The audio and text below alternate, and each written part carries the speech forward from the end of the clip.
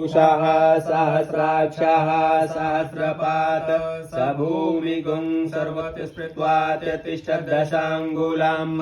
पुरुष एवेदगुं सर्वं यद्भूतं यच्च भाव्यम् हुतात्मतत्त्वशेषानो जदन्येनातिरोहति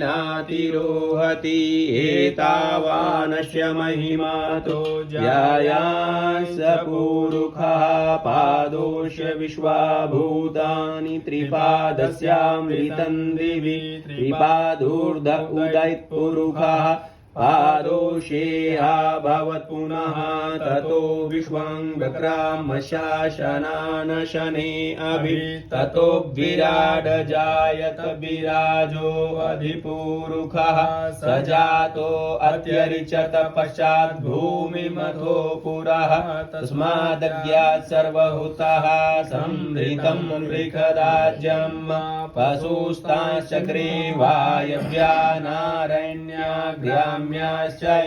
तस्मादज्ञात् सर्वभूतरिचः सामानि जगिरे छन्दागुंसि जगिरे तस्माद्जायत तस्माद्दस्वा अजाजन्त एके चोभयादतः गावोह जगिरे तस्माज्जाता अजावयः तं यज्ञं बहिर्क्षिपोक्षन् पुरुषं जातमग्रतः तेन देवा अयजन्त साध्यारिकयस्य यत्पुरुषं व्यददुः कथिता व्यकल्पयन् मुखं किमस्यासीत् किं बाहु किमुरुपादा उचैते ब्राह्मणोश मुखमासीत् बाहुराजन्यः कृताः